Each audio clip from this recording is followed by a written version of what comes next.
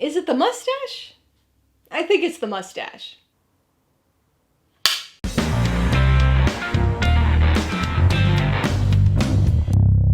Hey everybody, welcome to Mainely Movies. Today I'm going to be ranking the 3 films of Kenneth Branagh's Hercule Poirot franchise as part of my franchise Rankography series. If you're new here, please consider subscribing for a variety of movie-related content like reviews, rank lists, and trailer reactions. So what is a rankography exactly? Well, it's my ranking of a filmography, whether that be a director's output, an actor's appearances, or even an entire franchise. My rankographies are based on personal preference, and I rank movies according to how much I enjoyed them rather than any specific technical merit or attribute. Remember, this is just my ranking, not the ranking, so be sure to post your own personal ranking of the Branagh Poirot franchise in the comments below. It's no secret that I love a good whodunit. I've been a fan of Agatha Christie since I was a kid, and I've always gravitated towards mysteries. So the recent resurgence in whodunit films over the last 5 to 7 years has been great for me. There are always a few mystery movies each year, but this recent boom was spearheaded by the 2017 return of Agatha Christie's famed detective Hercule Poirot, the first time the character had been on the big screen in nearly 30 years. None of Branagh's Poirot films are top-tier mysteries for me, but I still enjoy even the worst of the bunch. Kenneth Branagh's time behind the camera has yielded variable results here, but I could say with certainty that in front of the camera, he delivers my favorite rendition of Poirot put to screen, and I will always look forward to each time he returns to the mustache.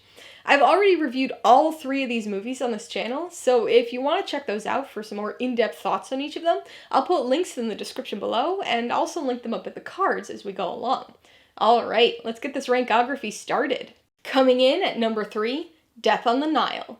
The second film in the franchise, and the second to have previously been adapted in the 70s, Death on the Nile boasts another large ensemble cast and a somewhat isolated murder mystery.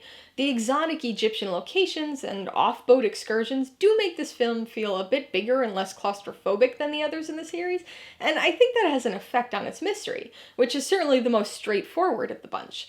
Like other movies with large ensemble casts, this story spreads itself a bit thin with regard to its array of characters, but it does make for an interesting whodunit setup, because the film establishes that everybody has a motive and is a possible suspect right from the get-go. Unfortunately, that get-go takes a long time to get going.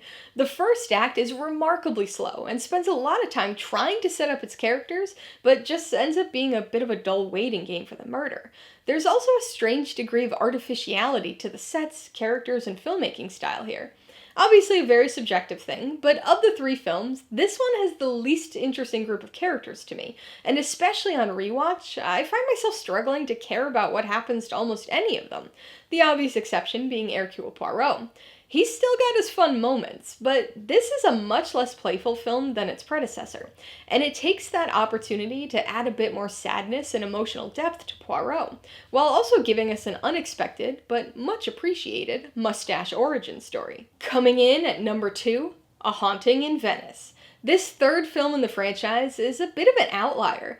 Not only is it the only story in the series not to have been previously adapted, but it's also a horror-tinged tale, a haunted whodunit, if you will. Set in a supposedly haunted, storm-isolated Venetian palazzo on Halloween night, this film throws all manner of spooky scenarios and imagery at us to enhance the supernatural thriller mystery of it all. Seances, curses, ghosts, it's all there, mixed with the familiar Poirot whodunit investigation, making for a uniquely satisfying combination. The practical sets and greatly improved cinematography shed much of the artificiality of the previous films in favor of a moodier and more grounded feel to match the spooky setting. Also matching the setting is the tone. Although a dramatic shift from what came before, and another contributor to that outlier quality of the movie, the tonal transition here does feel like a natural progression for the franchise. A Haunting in Venice still has the mystery investigation we expect, but this is a much more somber affair than its predecessors. The Halloween spookiness and circumstances of the mystery certainly lend themselves to this tone, but it feels very different for a franchise that had previously mixed in so much playfulness and quirky humor.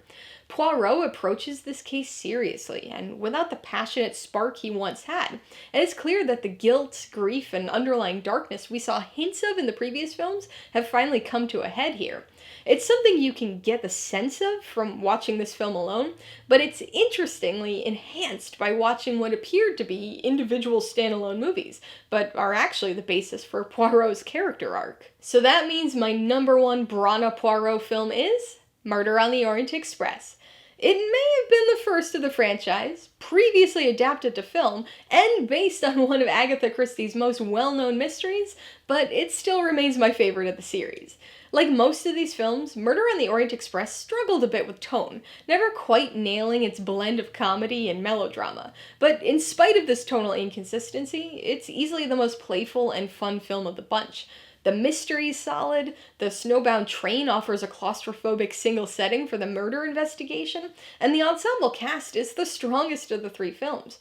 The characters might not all be likable, but at least they're interesting, which is an important quality to have when the sheer number of characters prevents any of them from getting fully fleshed out. The suspects are good, and the mystery is interesting, but the story and this film would be nothing without the man in the mustache. Poirot is, perhaps unsurprisingly, my favorite thing about all of these movies, but he does change a little bit in each film, and so the version of Poirot that's in Murder on the Orient Express is my favorite of the franchise.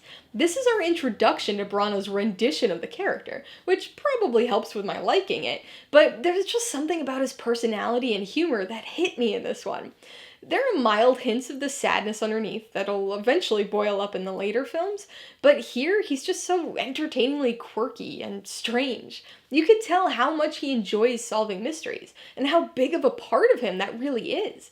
I know this film's humor doesn't work for everyone, but I find Poirot's dialogue and his interactions with other people, especially in this film, so bizarrely funny. I do appreciate the character arc and transition we get across the later films, but Murder on the Orient Express offers the best blend of entertaining weirdo and effective detective. Alright, so that's my rankography of the Kenneth Branagh Hercule Poirot franchise. Dozens of suspects, 3 films, and 1 iconic mustache. What does your ranking look like? I'd love to see some reasoning for your order, so be sure to post it in the comments below. Remember, I've already reviewed all 3 of these movies, so you can check those videos out if you want some more in-depth discussion of each, as well as my ratings, pros and cons, and even tailored film recommendations. And if you're interested in buying any of these movies, I do have affiliate links for all of them in the description below. I get a small commission from anything you buy using one of my links, so I'd really appreciate it if you use them if you're in the market for any of these movies. Alright, so if you got some enjoyment, insight, or information out of this rankography, I'd appreciate it if you'd hit that like button. And if you haven't done so already, please hit subscribe while you're at it to see more videos like this, as well as movie reviews. Till next time, this has been Alyssa with Mainely Movies. The way life should be.